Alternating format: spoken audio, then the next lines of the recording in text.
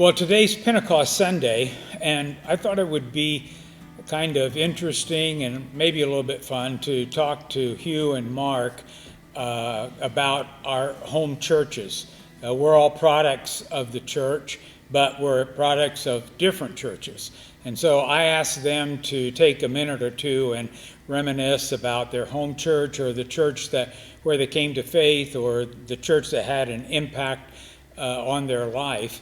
And so that's what we're going to do. We're going to take a few minutes and do that. So Hugh, tell us about your home church and what it is that made it so special to you. Well, I grew up in the Methodist church, and I left that church through a bunch of circumstances in high school. And I actually came to faith through the Delaware Valley Christian Church, which is just outside of Philadelphia. And it was a small church that actually had been founded by 4 couples who moved there from the Midwest for the express purpose of starting a church. But what was so meaningful to me was their openness to sponsor a youth group in my high school. And there was one couple in particular who were church members who were the sponsors of the group, and they also led a music group. We had a summer choir and did all the things that actually shaped my whole life. But in reality, it was the opportunity to hear the gospel, the opportunity not just to hear it, but to come to faith, to be baptized, and to find a church family to plug into and discover what ministry is all about. I remember I preached there one Sunday night. It was terrible, but they were encouraging and positive, except for one guy who said, "You need a haircut." But he was right, because I did. It was a great church, and it's still there, still thriving all these years later. But even in the outskirts of Philadelphia, a very powerful impact on my life and ministry. Okay, Mark, you are from Kansas, which is halfway across America. So tell us about where you grew up and about your home church. Sure. I grew up in a town called Council Grove, Kansas, and the church there started in 1881, called Church of Christ Christian, and in fact, my grandparents were the first members of our family to actually be a part of that church. And so I can say that I grew up in the church, grew up being introduced to Christ right from the get-go. I can remember my earliest memory of being in that church was Easter Sunday morning. This was before I was even in kindergarten. I was sassing back to my parents, and my parents said, "You're going to go to church with us, and you're going to have to talk to Jesus about it." And I refused, and I caused a temper tantrum. They threw me in the car. We went to church, and lo and behold, who was outside at the front door greeting people? Jesus, dressed in a white robe. I was petrified. And before the car stopped, I opened the car door and ran and found a closet inside the church and hid.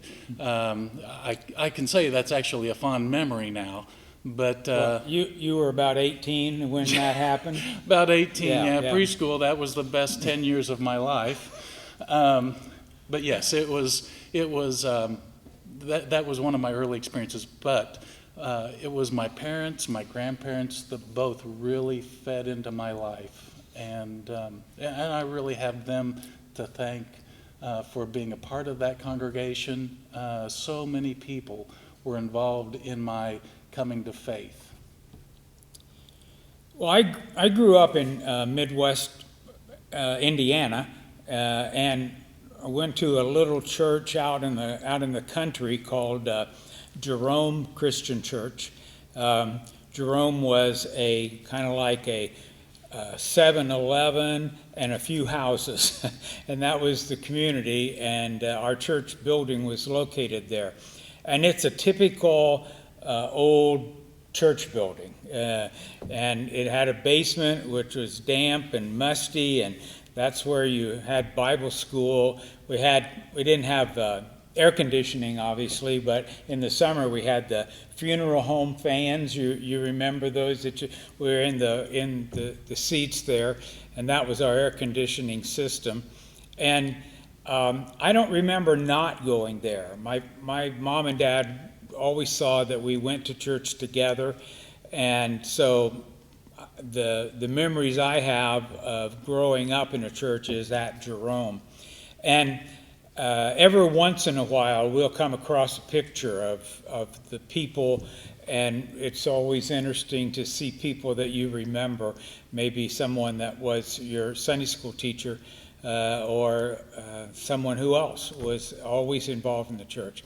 I think the thing that is special to me is that while we learned a lot about the Lord at home, but the church Jerome is where I learned a lot of the stuff that I know today. We were in the basement and with a flannel graph board, and we learned the stories of David and Goliath, and those were the foundational things that were important in my life. So I'll remember that as what Jerome means to me. It's not there anymore. They bought land a couple miles away, and they have a really nice facility now. And in fact, the building itself isn't there anymore either. They tore it down, and but the memories still remain, and so that's why that church is important to me.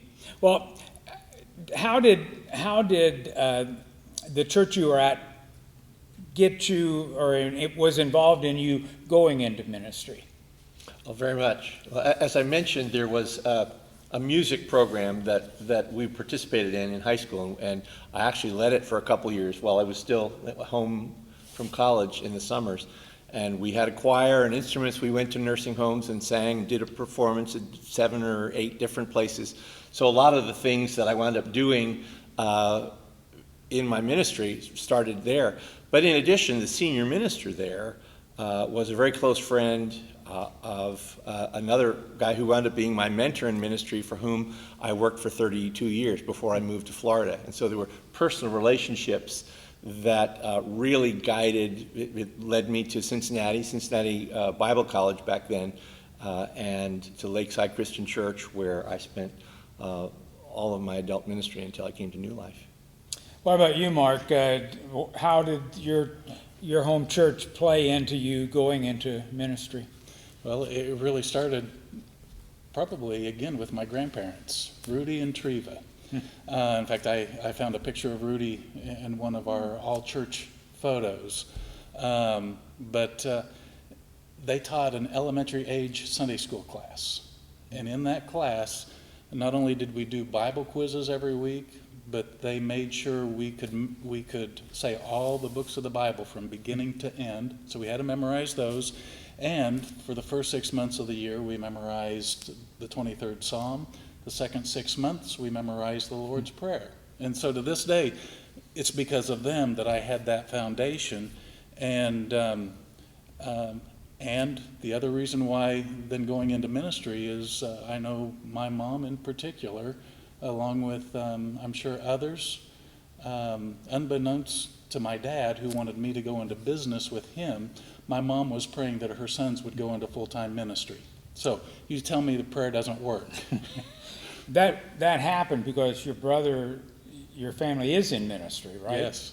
Yeah. My oldest brother, my middle brother, and then me, the good-looking brother. It did not get any. Oh, they're roaring at home. They're roaring. Yeah. But it really is because of them. Yeah. That of what they fed into my life, and just what they modeled was so critical in my development, my formation. If I weren't a part of the church, I don't know what I would be doing. But because I was so involved in the relationships of the church, that really helped me take those steps. I don't know that it was the church itself that was that instrumental in me going to Bible college, but one of the ministers in particular. He was right out of the seminary and came and was there about 3 years, but he came at just the right time for me, and he kind of became a mentor, and it was just a natural thing for him to be an encourager to follow that path. And so I'll always remember him with fondness, because I feel like it was his influence that that not pushed me, but showed me what being in ministry might be. Well, the reason I wanted to do this is, first of all, just to enjoy hearing from these guys, but today's Pentecost, and today is the day that we celebrate the beginning of the church. And I thought Hugh grew up on the East Coast, and Mark in the Midwest, halfway across America, and I was kind of in the middle in Indiana. And so our home churches looked very differently. I'm not sure that your church would fit very well in Philadelphia and or even in Indiana, but it fit well where you were. And that's the beauty of the church. The church is successful, I believe, when it can adapt to the community in which it exists. And so our churches were totally different, but there's one thing in which they were all the same, and that is the message. And that's the beauty of the church. The church may look differently in Philadelphia than it does in Indiana or it does in Kansas, but the church is the church when it is the messenger of the gospel, and that's what makes the church the church. So thanks, guys, for sharing your life story, or part of it. And you got anything else you want to say? No. Okay. Just grateful to be a part of the church. Absolutely. Yeah, and me, I'm just thankful to be a part of the church, and this church in particular. It is a wonderful church. It's a great church family, and I know we're all blessed. Okay. Well, that I can ditto both of those. So thanks for watching, and we'll go back to the service now.